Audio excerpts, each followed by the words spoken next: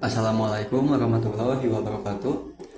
Perkenalkan, nama saya Bagas Satria Ramadan dengan NIM 2508107. Pada kesempatan kali ini saya akan mempresentasikan suatu artikel ilmiah yang berjudul Optimizing Connection Applied Shortest Path Algorithm for Manets yang ditulis oleh Alameri dan kawan-kawan dan dipublikasikan di jurnal Computer Modeling in Engineering and Science. Baik, mari kita mulai dari latar belakang masalah.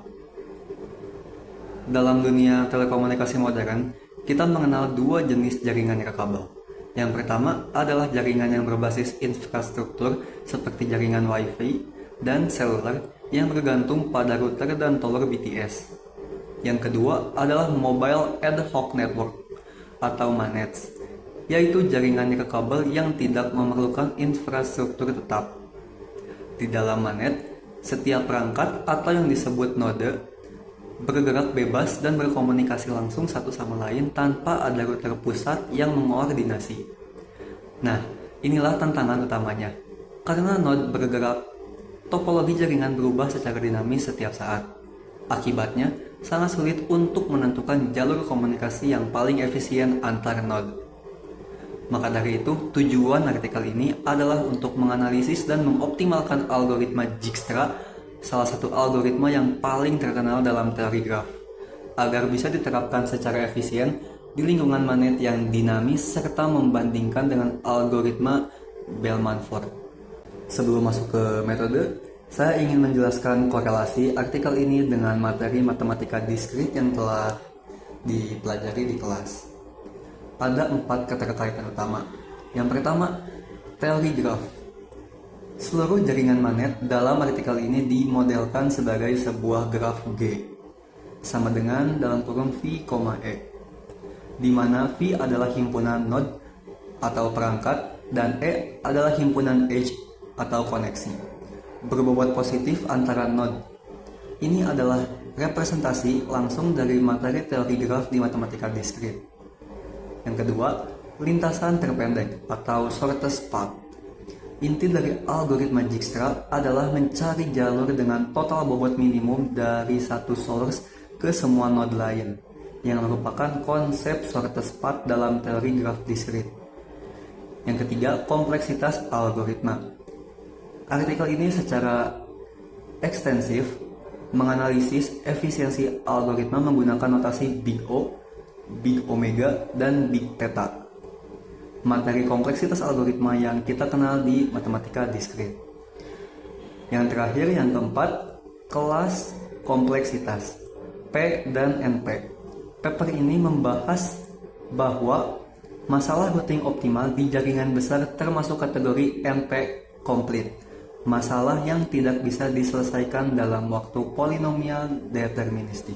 Nah, sekarang kita masuk ke metode yang digunakan dalam artikel ini, yaitu algoritma Dijkstra. Dijkstra pertama kali diperkenalkan oleh Edgar W. Dijkstra pada tahun 1959. Cara kerjanya bisa dirangkum dalam 6 langkah. Langkah pertama, inisialisasi jarak dari source ke dirinya diatur ke 0, sedangkan ke semua node lain diatur ke tak hingga. Langkah yang kedua, pilih node dengan jarak minimum menggunakan operasi extract min. Langkah yang ketiga, untuk setiap tetangga dari node tersebut hitung apakah jalur melalui node ini lebih pendek. Inilah yang disebut relaksasi edge.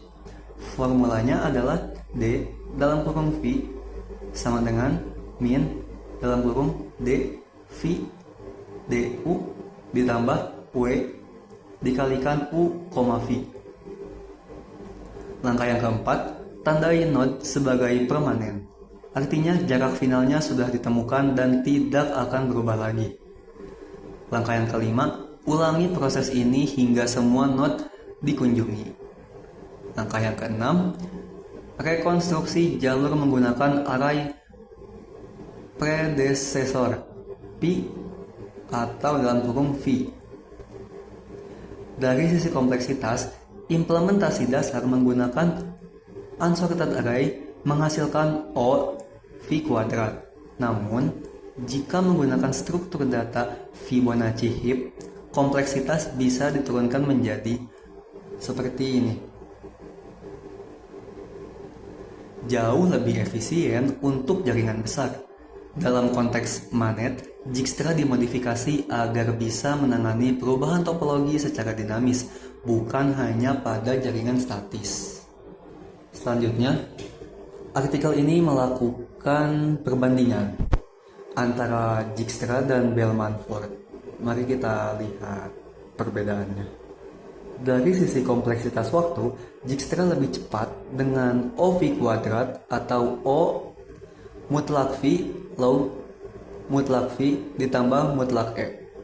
Sementara Bell-Manford jauh lebih lambat dengan O mutlak V dikali mutlak E. Dari sisi bobot edge negatif, Bell-Manford unggul karena bisa menangani bobot negatif, sementara Dijkstra tidak bisa. Dari sisi kecepatan di sparse graph, Dijkstra terbukti 30% lebih optimal dibanding Bell-Manford. Ini adalah temuan utama di artikel ini. Dari sisi pendekatan, Dijkstra menggunakan pendekatan greedy, selalu memilih node dengan jarak terkecil terlebih dahulu, sementara Bell-Manford menggunakan dynamic programming, merelaksasi semua edge sebanyak mutlak V min 1 kali. Kesimpulan, untuk jaringan Manet yang bersifat sparse, sedikit koneksi antar node, Dijkstra adalah pilihan yang jauh lebih efisien.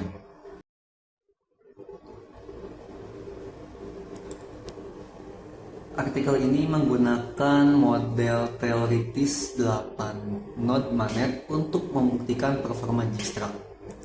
Dari tabel di slide ini, bisa kita lihat hasil Dijkstra menemukan jalur terpendek dari node 1 atau source ke semua node lain.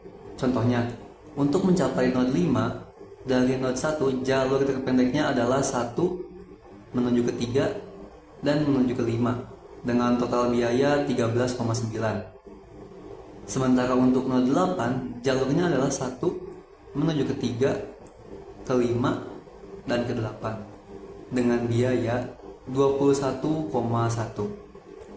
Sebagai perbandingan, algoritma Bell-Manford menemukan jalur yang lebih berbeda dengan biaya yang jauh lebih tinggi. Node 6 dan 7 bahkan tidak bisa dijangkau dari node 1 menggunakan Bell-Manford dengan topologi yang sama. 3 angka kunci dari hasil penelitian ini adalah 30%, Dijkstra lebih optimal dibanding Bell-Manford pada sparse network. OV kuadrat, kompleksitas waktu dasar Dijkstra. Dan 8 node, jumlah node dalam model simulasi teoritis yang digunakan.